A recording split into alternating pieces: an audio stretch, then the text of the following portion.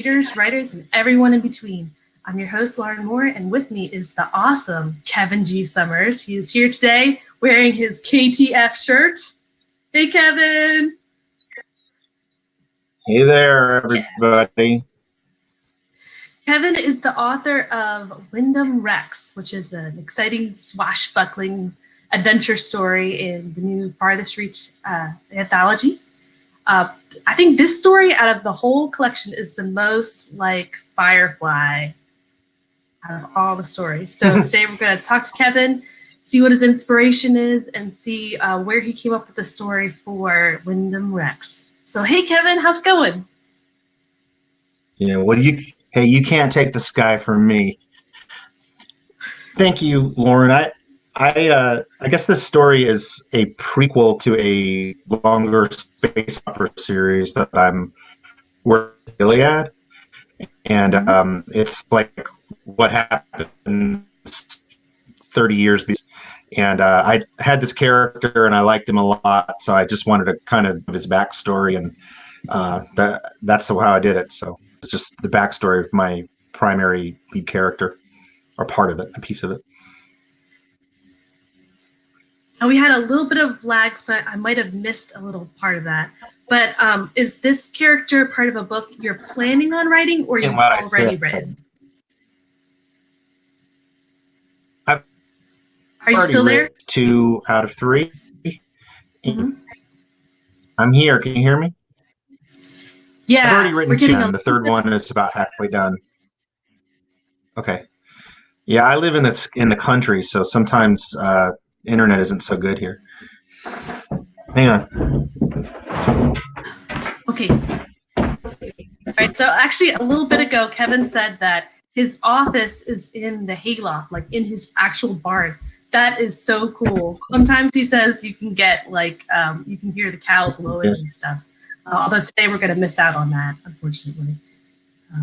But yeah, it's good to see you. Yeah, so you've written. I moved my internet connection to the window. That should help. So you've written the first 2 books in that trilogy, and the third one's coming? Yeah, it should be out later this year. I'm in this spring. It'll be out. Ooh, we're still getting some lag. Maybe we could try. What if you try clicking out and then clicking back in? Okay, hang on. See if that helps. Is he? Jay Clifton Slater says, "Is he adjusting the windmill?" Well, could be. I don't know. Maybe that'll help with the internet. Yeah. So now it's just me, guys. Should we try this video again? I don't know. All right, we've got Josh Hayes in the chat. He says, "You can't take the sky from me." Yeah, there you go. All right, Kevin's coming back. Is that any better? That is better. That's a lot better. Okay, good. I was on my I have 2 internet sources here. I live out in the sticks. I apologize. So like the internet is not real good here, and sometimes like watching Netflix is really painful, and doing stuff like this is usually really hilarious. Well, it's better now, so thank you. I apologize for the, No, it's my internet. It's no problem. Okay, so tell us more about this trilogy that you're working on. Okay, so it's called Starship Gilead, and picture, if you will, the Federation from Star Trek, and it's full of the kind of people that are in Star Trek, and then everything goes wrong, and the government collapses, and everybody breaks off into these little baronies, and there's a starship called Gilead, and it's really big. It's the size of a city, and the people on it pretty much look at their captain as their king, and it's a generational ship that goes for 500 years or so when my story opens, and the kind of stuff that happens to captains and kings and what have you. I call it compare it to Star Trek meets Game of Thrones. Yeah, that's what I was thinking while you're describing it. It sounds kind of like you've taken the fantasy genre, a lot of the elements of like social structure, And Right. yeah, definitely social structure that people love about fantasy and mixing it with like a futuristic sci-fi kind of setting. Yep. Yeah, exactly. I wouldn't call it space fantasy because it's really not about magic and stuff like that. But there's definitely like the social structure is very similar to fantasy series, and there's just a little bit of weird supernatural stuff that goes on in it. But it's something like Star Wars, except hopefully not as divisive. and with really great stories, just like Galaxy's Edge. Yeah, so I'm friends with Jason and Nick that do Galaxy's Edge, and I do all the graphic design stuff. I format all the books for them. So I made the shirt and I made some of their other stuff. So I do the art. I do the design part. So that's what I do. Right. Yeah. It's cool because we're both on the same Galaxy's Edge team. So it's kind of like I'm meeting my Yeah. Galaxy's Edge brother. Yeah, there you go. Yeah, I enjoyed working with you. Really, it's kind of fun to writing is such a like an isolated thing, right? And sometimes you're writing and you don't know if what you're doing sucks or if you've gone off the rails somewhere. And it's nice to get like an editor that comes in and says, "This is good here, or this needs a bit fixed," or "What the hell were you thinking with that?" Or it's. I always have enjoyed that process. So yeah, it was fun having you read this and not say it sucked. As a writer, you're kind of like a stand-up comic, in your room trying to come up with those jokes, but you don't know if a joke is going to be a smash hit until you see someone laugh or not. You need that audience there laughing or not in order to know if the comics are okay. So that's kind of how I see my role as editor, is to be the first audience. Yeah. And then as an author, I want to find someone, an editor like Ellen or someone, to read my book and to give me that kind of feedback, good or not. I need to know if the joke's funny before I get up to the mic. Absolutely, you do. And they say that you should like have a advanced readers, that go over your stuff. And like working on Galaxy's Edge, they have some advanced readers that are spectacular, and they find errors or they find inconsistencies or things, and they can clean them up ahead of time, and it's really good to get that feedback. For me, like I've never really had that. My wife, she's not into these genres that I'm into, so she'll read them, but she's not the right audience, so it doesn't really. She can't give me the right feedback. But like I will have my daughter read them. She's 15 and she's the right audience, and she'll find you said this guy has blonde hair, but in here he has brown hair. So what's wrong? There you go. So what kind of genres do you like to write in then? Well, I've dabbled in a lot of stuff which they say you shouldn't do, right? I did a Western and a humor book, fantasy humor book, and then I did like supernatural horror book, and then I moved on to space opera. So I've done a different genre every single time, and we'll see if I get one that really sticks. I like the space opera, and I have a number of stories in that genre I want to tell. But I'll be honest, like I like every genre. I read in every genre, so I have a fantasy story I want to tell too, or a horror novel, or a post-apocalyptic, and I can't say that I'm not going to try those, even if it, doesn't. Even if I'm supposed to stick to the same genre all the time, I'm probably not going to do that forever. Well, you got to write what you love, and it sounds like different things catch your fancy, and you just go for it. Yeah, absolutely. So we'll see what happens with that, but for now, I'm sticking to space opera. Cool. So how long have you been writing? What got you into writing? Oh, well, when I was a kid, my mom was taking like master's English classes at a college. And, she would take me into, I was an only child, so I was really spoiled. And she would take me into the classes with her. And, they had John Gardner, the guy that wrote Grendel, was one of her teachers. Yes! And John Irving was one of her teachers, the guy that wrote The World According to Garp. And so, like, I met these people when I was a kid, and I looked up to them like they were folk heroes. And so, that was just the way that my mom was, and it's what I always wanted to do. So I always wrote. And, I think in the 90s, I wrote several garbage novels that are unpublishable, but I learned a lot about craft then. And my first sale was in 2001, I want to say. I sold a short story to Pocket Books, a Star Trek story, and that kind of launched me. And I did a couple more for them, and then I started selling short stories in other places. And I wrote my first novel, 2014, I want to say, with Michael Bunker. Co-authored it with him, Yeah. and been going ever since. So, What book was that with Michael Bunker? Legendarium. Oh yeah. Yes. Yes. So it's about these two idiot authors that are the polar ends of the spectrum that hate each other, and they have to save this magical library at the nexus of the multiverse, or all the stories in the world will collapse. And it did pretty well. It sort of launched me, and I don't know if it, put a albatross around his neck or not, but it was a launching point for me, and I enjoyed that collaboration, so it was a good thing. How'd you meet him and come up with that idea? Because that's a really cool idea. Oh, thank you. It's kind of weird. I used to teach a writing class, and I would find open call submissions for anthologies as my assignments, and I found one for an anthology dedicated to Kurt Vonnegut, who's my favorite author. Mm-hmm. And so I was like, I'm going to write one too. And so I wrote a story and I submitted it, and they didn't get it. Like, they just didn't receive it. And it was like heartbreaking to me, because one of my students got in and I didn't. And I was like, man, I didn't even get to read it. And so I had this Vonnegut style story just sitting around.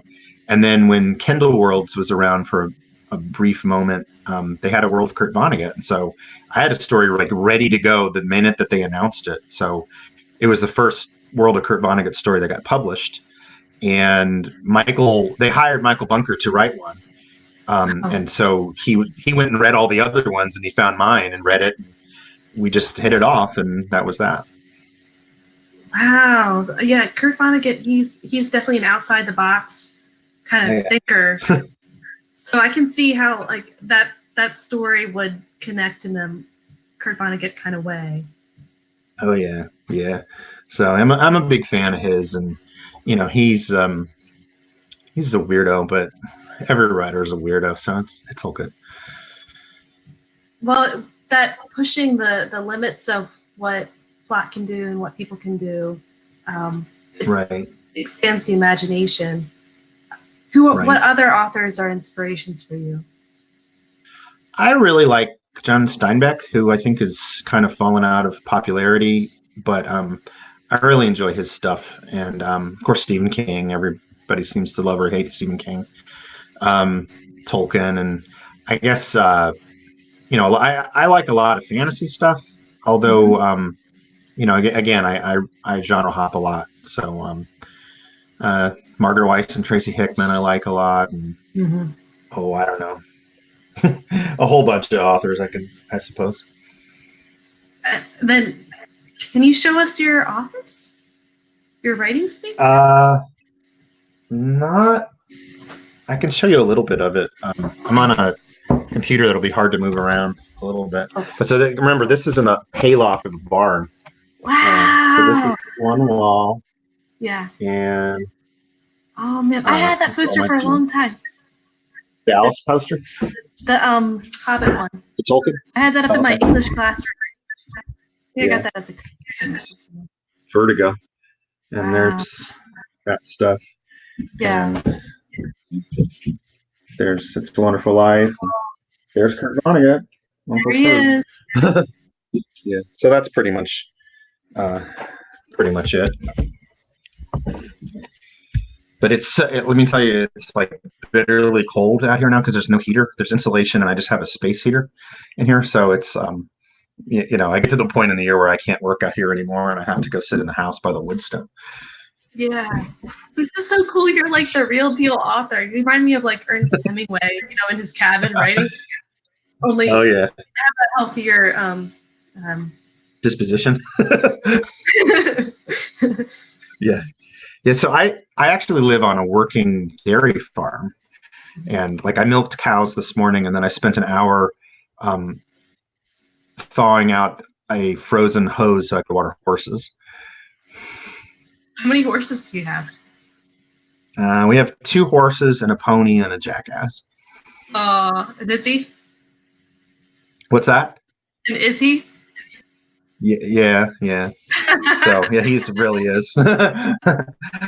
um, yeah, and then we're milking 6 cows, and yeah, it's kind of a thing. It was on the farm was really my wife's dream, and it's sort of we can I do this with her and she supports me, so it works well. And I didn't know that I would like farming, but I really started to like it once I started doing it. Like embrace my inner redneck, so it's all good. Wow. So how do you balance your all of your farming responsibilities, your family life, with writing? How does that fit in? Oh God, it's really hard. Yeah. I work 7 days a week on the farm, and it comes out to about 15 hours a day, about 6 days a week, and then usually on Sunday I just do the farm stuff and then collapse. Yeah. Um, yeah, so I basically I take out a chunk of about 2 or 3 hours a day, Mhm. and write in that time. And there's days like if everything goes well, it's fine, and if anything weird happens on the farm where I have to pull a calf or somebody gets hurt or whatever, then of course I don't end up writing that day. So it's Mhm. hard to be. I feel like I could be more productive if I wasn't so busy, but it's kind of not an option at the moment. So I Yeah. just roll with it, and I'll get there. So Are you like a morning writer or a write when I can writer or an evening writer? I was always a morning writer, Mhm. and I would still do that if I could, but I have to get up at like 5 in the morning to milk cows, so I Right. can't get up any earlier than that. Yeah. So I actually write like in the late morning into early afternoon is when I can do it now. I mean, I think that like you have your preference, but it Mhm. really comes down to just deciding this is when I'm going to do it, and just busting ass as hard as you can during that time that you have, if it's 15 minutes or 3 hours or whatever the case may be. I would prefer to ride in the morning if I could, but I'm just happy to do it whenever I can. I was on vacation a couple weeks ago, and my dad and stepmom were driving me to Nashville, and I was riding in the car. Mhm. Just it's a place where you can do it, so I did it. So just you do it when you can, and you just make the time, and uh, theoretically good things will happen. I Yeah. hope. Just keep moving forward, just that forward progress. Right, right, right. So you're working on your book 3 right now. Um, Yep. what does that process look like? I mean, you kind of just answered it, but like, are you plotting? Are you in the plotting stage right now, or the writing stage? Or I'm in the writing stage. I'm about halfway through, I'd say, and it's I don't I do a little bit of outlining. Basically, when I'm sit down to do a book, I kind of figure out what's going to happen in this book, and I write maybe a sentence for Mhm. each character in each chapter of what they're doing in that chapter. And sometimes there's a character that's off the board for a chapter or two for whatever reason. But basically it's not a strict outline. And if I figure I want to change something or whatever, then I just do it. But then at least it keeps me somewhat grounded. So I've pants things, and that's fun. And I don't really strictly outline because I think that sort of outlines all the excitement out of it. But um, I do a little bit of a skeletal outline just to kind of keep me on track, and then from there, I just sort of flow, and sometimes stuff changes, and I'm like, oops, what? What am I going to do now? And I have to fix my outline. So just like your characters are discovering what's happening, like you're discovering what's happening with them. Yeah, a lot of times I know, I'll know sometimes where I'm going and whatever, but I don't always know how I'm going to get there. So, there's like the famous story of J.K. Rowling writing the epilogue of Harry Potter and sticking it in a drawer for 15 years and then working her way toward that epilogue. And a lot of ways I do that where I know that this is the end scene of that's the climax that I'm building toward. And then when I get there, I'm not sure how I'll get there, but I'll get there, and um, we'll just see what happens along the way. And sometimes I end up with a new character or a dead character that I wasn't expecting or whatever, but um, usually works out. So Windham Rex is part of that larger trilogy. Where did you come up with the story for this particular story? this particular piece? Um, there's a painting, and I want to say it's by Bogeroux, maybe, of this like woman that's in a slave market, and it's sort of like I don't know, like a romantic period of paintings. I mean, it's like Renaissance-y looking. And so there's this woman in this slave market, and she looks, all sad because she's naked and she's getting sold. And I saw the painting, and it just kept kind of turning around in my head. So there's one piece of it, and then I knew that I wanted to write a story that introduced some of the backstory of Gilead, and I don't know, those two ideas just collided, and that's kind of where it came from. So the idea of human trafficking, and what if this starship was sort of policing this barony and trying to take care of the people, how would they deal with human trafficking? And Mhm. so thinking about the look on the face of that woman in that painting, built a lot of the character for the girl that's in this story. And sort of the how do you deal with human trafficking? Like I don't remember, the 4 or 5 years ago now, the Boko Haram kidnapped all those girls. Oh, You remember right. that? The Yeah, schoolgirls. right. And like, everybody was mad about it, and then it just like it vanished out of the news. And I was thinking like, gosh, this horrible thing happened, and everybody's upset, but nobody does anything. What can you do? And you look at, I don't know, all of our movie heroes and stuff, and what would Captain America do there? And what would um, Die Hard do there, or whatever? And they would go in and kick some ass. And so, I can't go in there kick those guys' asses, but I could write about it. So Yeah. Yeah, and your female character who's in that moment, she's not a weak, frail, weeping woman either. no, I tried to. I have two daughters, and I they're girls. They're very girly, but they're tough. And I don't want my girls to. I don't want anyone to walk all over them. Uh, So they're the heroes of their own stories. And bad stuff happens, but it's how we respond to bad stuff that really defines us as people. So I want my daughters to understand that they might find themselves in a bad situation, but the thing to do is to fight, and to turn it around. So yeah, I felt like my heroine character here finds herself in a rough situation, but she really stands up to the to the test. And she does some own her ass kicking of her own. So yeah, she does.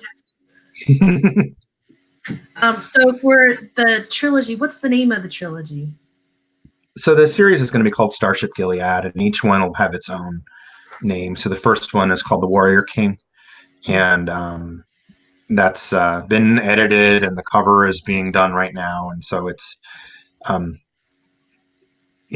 Jason and Nick at Galaxy's Edge are going to publish it, and we're basically waiting on book 3 to be done, because they don't want to release book 1 and 2 and then have to wait 7 months or something for book 3. So they're waiting for me to finish, and I'm slowly plotting my way towards the end.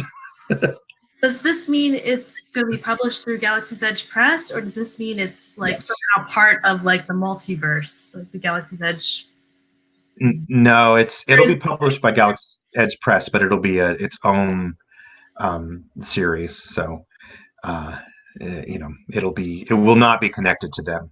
Although I have this idea of a how, like, in, I don't know if you ever read comics, but in comics they would do this thing once in a blue moon where they'd be like, the Justice League meets the X-Men, and they have a big fight, and then they have to fight a bad guy together or whatever.